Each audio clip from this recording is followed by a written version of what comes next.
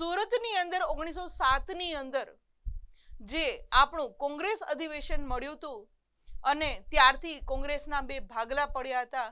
પહેલો ભાગ હતો જહાલવાદી નીતિ અપનાવનાર જહાલવાદ, કે જેની અંદર લાલ બાલ પાલની ત્રિપુટીએ એમ કહેવામાં આવે છે કે ઉગ્ર કોંગ્રેસની જે ઢીલી પોચી નીતિ હતી એની જગ્યાએ ઉગ્ર આંદોલનની શરૂઆત કરી. ઉગ્ર ક્રાંતિવીરોને એ લોકોએ તૈયાર કર્યા ભારતની આઝાદી માટે. તો આ ઉગ્ર ક્રાંતિવીરોએ કયા કયા હત્યાકાંડો કર્યા, તો ચાલો આ હત્યાકાંડોની માહિતી મેળવીએ કે જે ક્રાંતિવીરો દ્વારા હત્યાકાંડ થયેલા હતા એ અહીંયા આપણને માહિતી આપેલી છે. સૌપ્રથમ વાત કરીએ તો અલીપુર હત્યાકાંડમાં 34 જેટલા ક્રાંતિકારીઓ પર કેસ ચલાવ્યો હતો. કે અલીપુરની અંદર જે હત્યાકાંડ કરવામાં આવ્યો એમાં 34 જેટલા ક્રાંતિવીરોને પકડી લેવામાં આવ્યા હતા અને એની પર કેસ ચલાવ્યો હતો. ત્યારબાદ હાવડા હત્યાકાંડ થયો હતો, ઢાકા હત્યાકાંડ, ત્યારબાદ દિલ્હીની અંદર વાઇસરોય હાર્ડિંજ પર બોમ્બ ફેંકીને એની હત્યા કરવાનો પ્રયાસ કરવામાં આવ્યો હતો.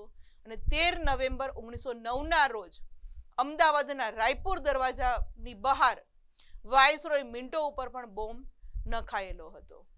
તો આવા દરેક હત્યાકાંડ આપણા ક્રાંતિકારીઓ દ્વારા કરવામાં આવ્યા હતા, જે આ ઇમેજની અંદર આપણે જોઈ શકીએ છીએ.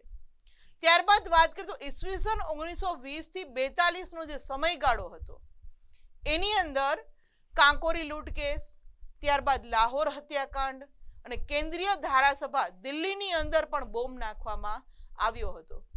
અને આ એમ કહેવામાં આવે છે કે 1920 થી 42 નો જે સમયગાળો હતો એ ઉગ્ર આંદોલન કરી અને બ્રિટિશ સરકારને એમ કહેવામાં આવે છે કે અહીંથી ખસેડવાના ઘણા પ્રયાસો થયા હતા અલગ અલગ હત્યાકાંડો દ્વારા.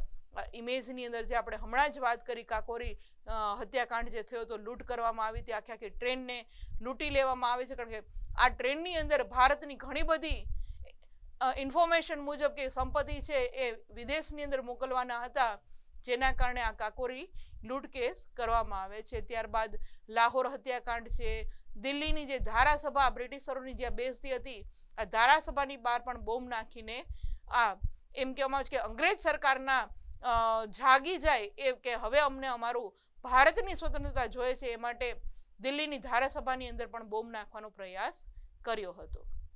તો વિદ્યાર્થી મિત્રો, અહીંયા 8 આટલા હત્યાકાંડો કરી અને ભારતવીરો છે એ પોતાના પ્રાણની બલિદાન આપીને ભારત માતાની સ્વતંત્રતા માટે ઘણા